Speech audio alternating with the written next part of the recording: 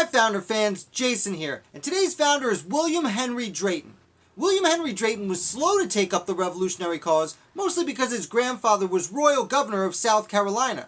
So, at a very young age, about 22 years old, William Henry Drayton actually wrote some essays and published them that were against the Stamp Act Congress, which of course was called together in New York City as a response to the Stamp Act itself.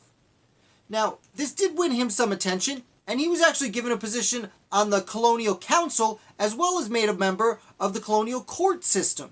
And this was very good achievement for a very young man at this time. But once the Intolerable Acts were passed, well, Drayton was really didn't have much of a choice but to switch sides. And he did. And he did so just in time. Now, he was fired from his position in the colonial government, but that's okay because he was asked to come and sit on the Committee of Safety to help the revolutionaries organize their new government. Now, it was during this time that South Carolina made an interesting proposition that really doesn't get enough attention.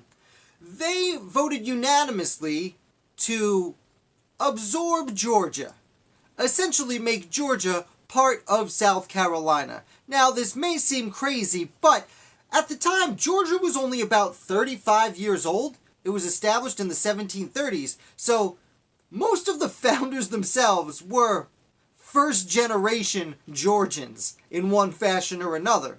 So the idea of assuming this very sparsely populated Georgia into South Carolina, which had a lot more money and power and significantly more people, well, it wasn't such an outlandish idea back then.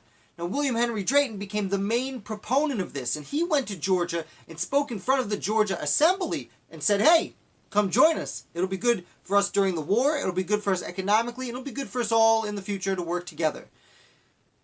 This did not go over well with the people from Georgia, as you might imagine. They did just declare independence, after all. This is about 6 months after the Declaration of Independence. So, not very exciting for the people of Georgia. And they voted and said, no way. So William Henry Drayton decided, he left and then he came back the following summer and decided to take that problem right to the people. And he went to the people and started giving speeches around Georgia saying, hey, come be a part of South Carolina. You're doing a terrible job without us. Eventually, John Trutlin, who was the governor of Georgia at the time, had to issue a warrant for William Henry Drayton's arrest because he would not stop promoting the idea of having South Carolina annex Georgia. Drayton got the hint and he got out of Georgia and he went back to South Carolina, who very quickly appointed him as a Continental Congressman. And Drayton went to Philadelphia and actually signed the Articles of Confederation, the first government of the United States. Unfortunately, this was a period of time where diseases were a lot more dangerous than they are now, as crazy as that might seem nowadays. But he caught typhus, which we just don't really find anymore, which essentially gave him a fever and a rash, and he died just a few weeks later, suddenly at just the age of 37, leaving behind a young son who was a teenager, John Drayton, and that Drayton would go on in about 20 more years to be governor of South Carolina.